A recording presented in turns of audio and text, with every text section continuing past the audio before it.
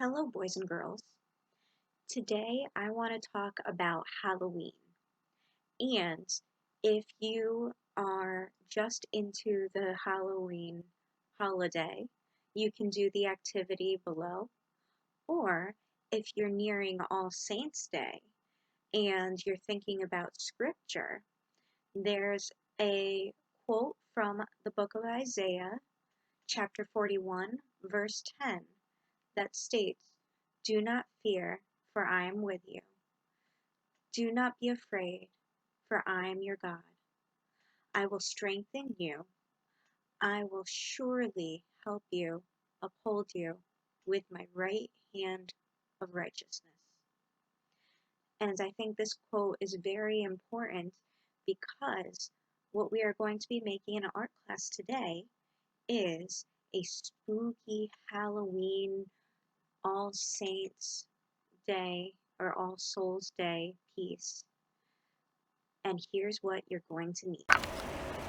First, you're going to need a white paper plate or a round piece of paper, a yellow circle that's smaller than the plate, a pencil, a scrap paper that's big enough to fit your hand, a pair of scissors, a glue stick,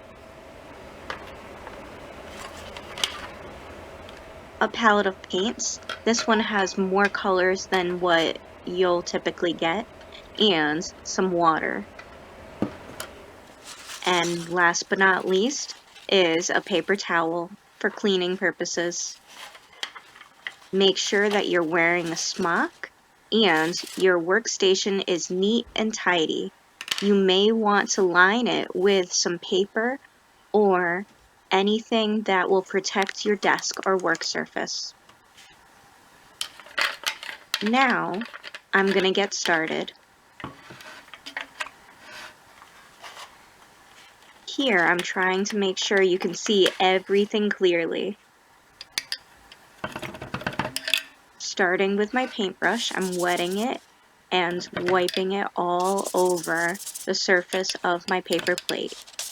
You don't want to drench the paper plate because that can produce something called pilling. Like when your sweater goes in the wash and dryer too many times, it gets those little pieces of sweater popping up. The same thing will happen to your paper plate.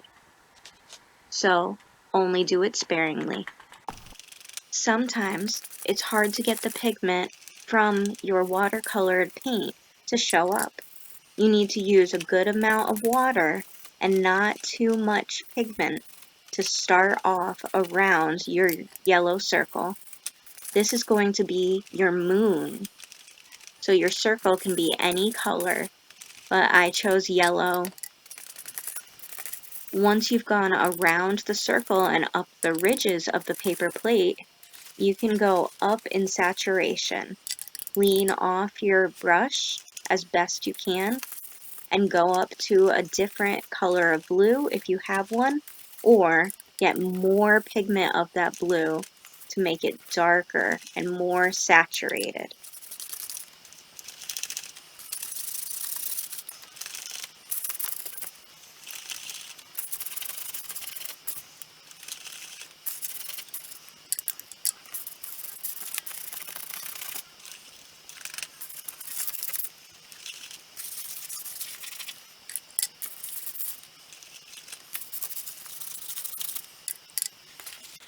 Now I'm cleaning my brush one more time and going into a light green color. This you'll only see in certain nights. And I liked this color because it had some flecks of gold and shimmer in it. It may be a little too hard to see, so I'm only doing a little tiny bit of the green.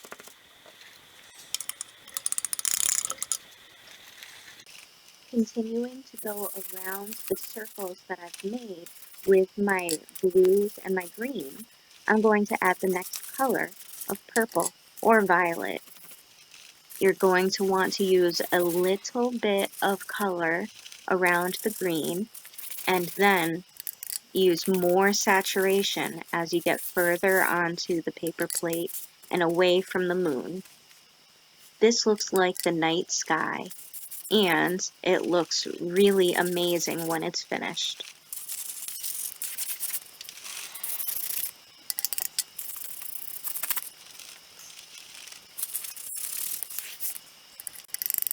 Here, I'm cleaning my paintbrush and finishing up with my deep purplish blue color.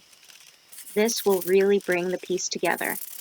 If you don't have as many options on your paint palette as I do, you could always use black for the outer edge, whatever is darkest color available to you. Make sure to go all the way around your paper plate so there's no white showing. There can be a few wisps of clouds that are white in the background, but it's hard to see those when it's a dark night.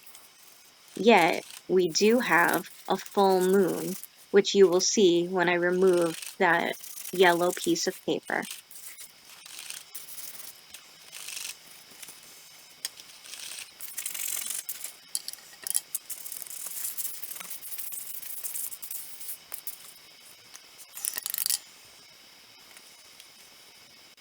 If you've ever looked at the moon in the night sky, you'll see that it has craters.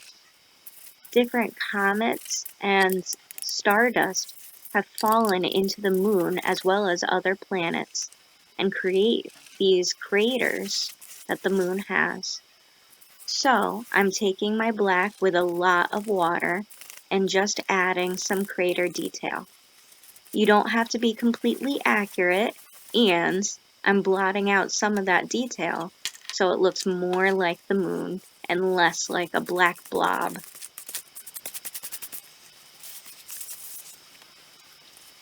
Now your paper plate needs time to dry off in another area. You can take your scrap paper and trace your hand near the bottom edge. You only need the part up to your wrist. Then make sure each finger is separate when you're tracing so that you can cut them apart and show each finger. These are going to become your ghosts or your spirits.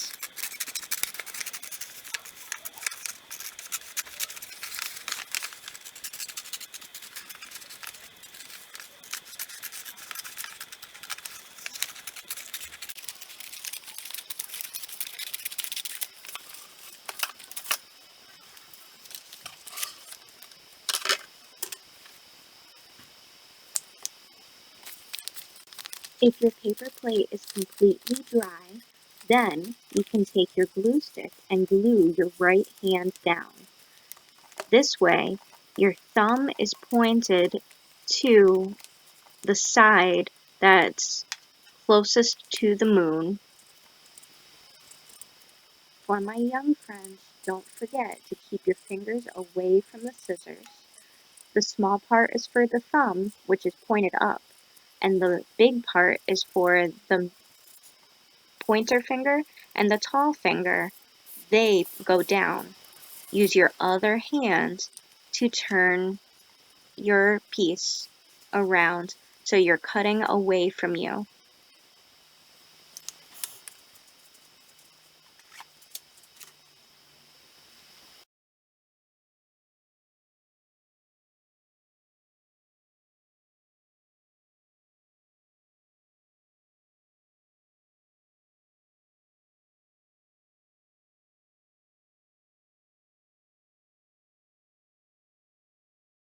I hope you liked this activity.